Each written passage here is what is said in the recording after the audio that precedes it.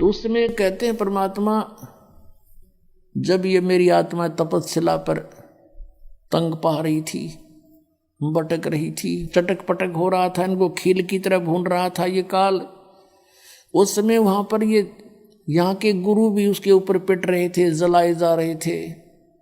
यहाँ के देवता जो शरीर छोड़ के वो भी वहां पर भूनने जा रहे थे। अन्य प्राणी भी, गुरु भी, शिष्य भी वहीं पिट रहे थे, भून रहे थे। तब मैं वहां पहुंचा। मेरे जाते उनकी तपस्या पर जहाँ भून कर ये काल खाता है, वो एक बहुत बड़ा तवी होती है ना, तवी बहुत बड़ी, ऐसी इस टाइप की पत्थर की शिला, वो अपने आप गर्म रहती है, उसके ऊपर ये डाल देता है उसको। और वहाँ चटक मटक होते हैं जीव, 1,00,000 प्रतिदिन मानव शरीरधारी प्राणियों को वहाँ फूकता है।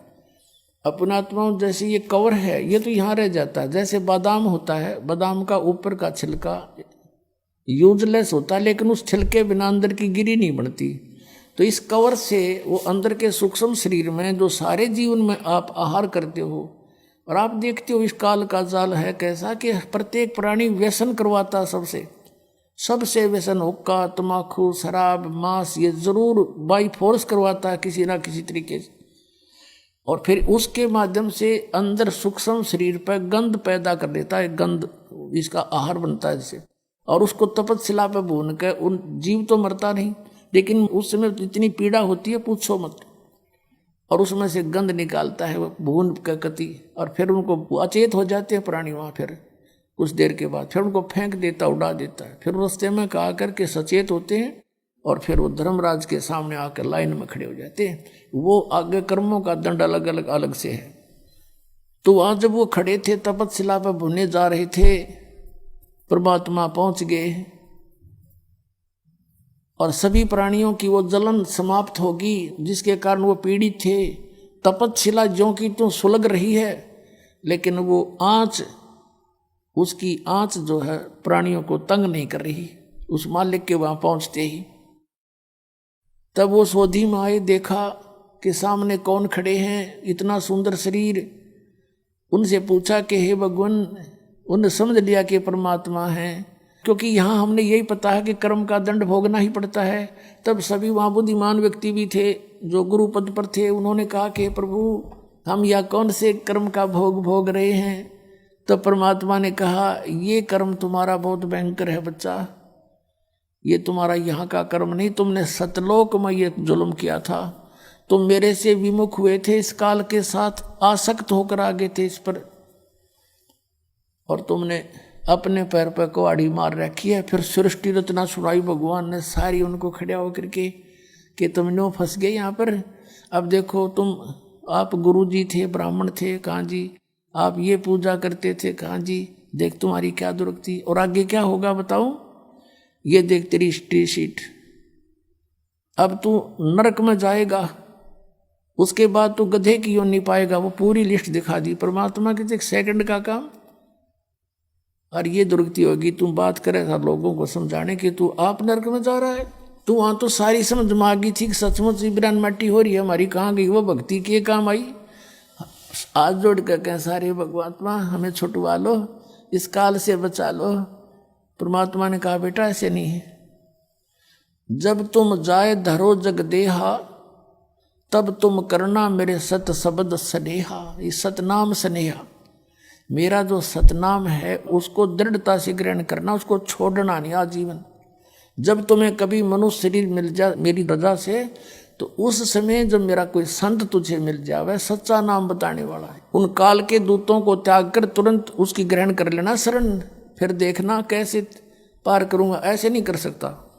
तो उसी समय वो काल आ गया उनको खाने के लिए, उसको समय निर्धारित था उसका। लेकिन उस दिन परमात्मा की रजा से वो जीव वहाँ से गए नहीं थे, उसने समय फिक्स कर रखा है। इतने समय के बाद वो जीव वहाँ से ऑटोमेटिक उड़ जाते हैं अचेत स्थिति में ही, और रास्ते में वो सचेत होते हैं। फिर वो ऐसे क्रिया थी। उस दिन परमात्मा की रजा से वो वहाँ से गए नहीं। परमात्मा ने, कबीर साहब ने कहा कि देखो वो सामने आ रहा तुम्हारा वो काल भगवान, जिसको तुम निराकार निराकार बताते थे, देखो वो आ रहा है, ओछा माथा, लंबे दांत, काला चेहरा, ये देखिए इसका ओरिजिनल रूप। और इसने गीता जी में कहा कि अर्जुन, 7वें अध्याय के 24-25वें श्लोक में कि मैं अपनी योग माया से छुपा रहता हूँ, मैं किसी के समक्ष नहीं आता, समक्ष आ जाता कालजा पाट जा सबका। इतना भयंकर चेहरा है इसका। जैसे अर्जुन जैसे योद्धा को इसने बाहर दिखाया था कृष्ण से निकल कर बाहर कि ये है मेरा असली रूप, खान लाग रहा सब ने उसके मुंह में सब जा रहे हैं। अर्जुन से जैसे योद्धा के हाथ पैर कांपने लग गए थे उसको देख कर, तो यो भगवान है जिसको देख कर डर लगे, जिसको देख कर आत्मा प्रसन्न हो, वो है परमात्मा। तो जब वो सामने आया कि देखो तुम निराकार कहते थे, ये है वो तुम्हारा गॉड है। अब कहा कि अब तुम जाओ, अब मेरी रिस्की बात जाएगी यहाँ पे। इतना कहती वो सारे जीव ऑटोमेटिक वहां से आकाश में उड़ गए बहुत ऊंचे, और फिर अपने स्थान पर पहुंच गए जहां उन्होंने जाना था। अब काल ने देखा कि ये जोग जीत कैसे आ गया। परमात्मा ने जोग जीत अपने पुत्र का रूप बना लिया। कहते हैं 100 छल छिद्र मैं करूं अपने जन के काज। इस गंदे लोक में परमात्मा ने भी हमारे लिए इतना कुछ करना पड़ता है हमें निकालने के लिए। अब जोग जीत रूप में ही परमात्मा ने अपने पुत्र के रूप में इस काल को 21 ब्रह्मांड समेत सतलोक से निष्कासित किया था और कहा था ये सुन ले आदेश परमपिता का, निकल जाए यहां से। तो 21 ब्रह्मांड लेकर ये आया था। इसने गलती बहुत की थी वहां पर। दुर्गा इस प्रकृति के साथ दुष्कर्म करना चाहा था, इसने इसके पेट में स्वर्ण ले ली थी और परमात्मा ने फिर उस लड़की को उसके पेट से निकाल करके दुर्गा को और इसको दोनों को वहां से 21 ब्रह्मांड समेत भेज दिया था। और दुर्गा को परमात्मा ने हम सब आत्माएं पहले ही दे दी थी उसको बीज रूप में, और वचन शक्ति से उत्पन्न करने का आदेश दे दिया था।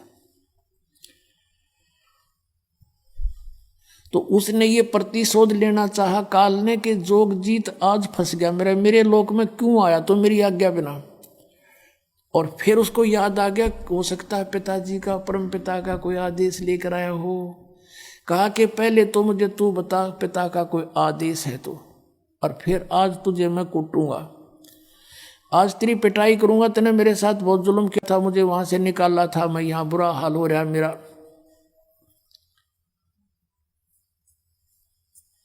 तब जोगजीत रूप में परमात्मा ने कहा था कि सुन ले ज्योत निरंजन परमपिता का आदेश मैं किस लिए आया हूं।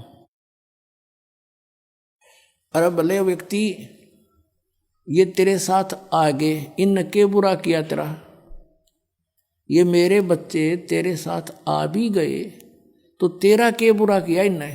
तो इनके साथ कैसा जुल्म कर रहा है, किसी को गधा बना के घुमा रखा, किसी को कुत्ता बना दिया, टट्टी खा रहा है हैं। और फिर किसी का बेटा मर गया, किसी की बेटी मर गई, किसी की आँख फूट गई, किसी की दोनों टांग कट गई, हाहाकार मचा रखा। तेने कसाई को शर्म आई थोड़ी बहुत? पिताजी ने भेजा हूँ मैं, पिता के आदेश से आया हूँ और नीचे जाऊँगा मैं। तेने परमात्मा का नामो निशान मिटा दिया, भगवान का तो जिक्र भी नहीं करता तू, अपने आप पर बोल बैठा हैं। और तेने सारा झूठा ज्ञान फैला दिया, इनके मूर्ख बना रखा है, इनको सच्चाई से दूर कर दिया। नीचे जाऊंगा, इतने काल के लोक में नीचे पृथ्वी पर जाऊंगा, सब जीवों को बताऊंगा कि ये काल नहीं है, ये भक्ति तुम कर रहे हो ये मोक्षदायक नहीं है, और सही मंत्र उनको दूंगा, सबको पार करके सतलोक भेजूंगा। ये आदेश है पिता का।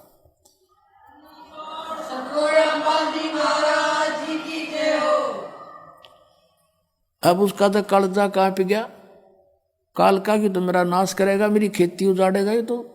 क्योंकि इसने तो हम अपनी खेती बना रखे हैं, गाजर मूली बोया करे जैसे किसी ने पाउडर खावे।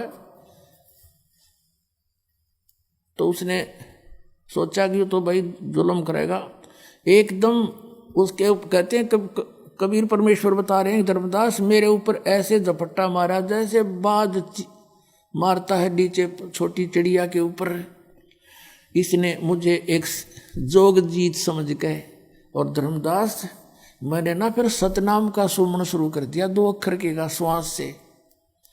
पुणात्मा ये अपने लिए आदेश दे रहे हैं, परमात्मा हमें आगाह कर रहे हैं कि इस सतनाम के श्वास उश्वास के अधिकारी से प्राप्त मंत्र से मैं इतनी शक्ति आ जाती है कि सामने से यु काल भी आ जाता रहे, काल के दूतों का तो जय करे छोड़ दो। इस सुमरण के करने से जैसे फनपति मंत्र सुन राखे फन सकोड़, ऐसे बीरा मेरे सतनाम तो यूं काल लवे मुंह मोड़े। जैसे गार्डू होते हैं ना ये सपेले, सर्प को काबू करने वाले, एक मंत्र सिद्ध कर लेते, एक वाणी श्लोक, और कहते उस मंत्र से बोलने से अगर सर्प ने ऐसे फन फैला रखा हो ना डसने के लिए, वो मंत्र बोलने लगता है तो अपने आप वो फनपति यानी सर्प फन को सीधा करके और नीचे झुक जाता है।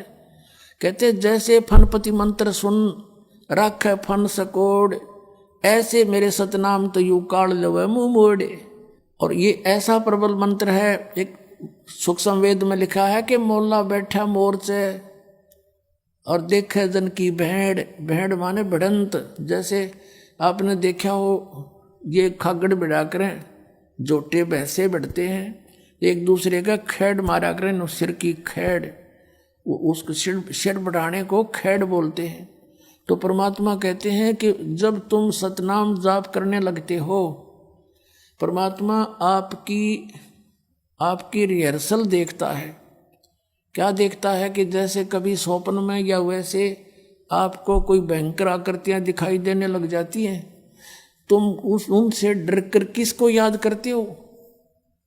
यदि आपके अंदर ये आस्था है और भक्ति बढ़ी हुई है, परमात्मा पर विश्वास है इस नाम पर, तो वो तो करेगा सांस का सिमरन, उस मंत्र का श्वास, उस श्वास से 2 अक्षर का, तो उससे क्या होगा, वो भयंकर आकृतियां ऐसे गायब हो जाएंगी जो भागते दिखेंगे, जैसे इनका कोई भाले ठोक दिया हो किसी ने। और जो अनजान होंगे उनको देखते नहीं को हरी मार गिरा, तो उसका कोई लाभ नहीं। वो माँ थोड़ी बचा सकती है, वहाँ तो ये मंत्र बचाओगा। तो वो हथियार डाल देने वाला सूरवीर और वो सही ट्रेंड व्यक्ति नहीं होता। तो क्या बताया है कि 12 कोट यम किंकर जहाँ एक नाम की खैड़, 12 करोड़ यम के दूत हैं जो इन प्राणियों को यहाँ से लेकर जाते हैं, जब मृत्यु होती है साथ पकड़ कर बांध ले जाते हैं। तो कहा परमात्मा ने कि मौला बैठा मोर्चे और देखे अपने जन की भेड़, अपने भगत की कुश्ती देखे, यू कौन सा दाव लगाएगा अब। और 12 करोड़ यम किंकर हो वहाँ एक नाम की खैड़,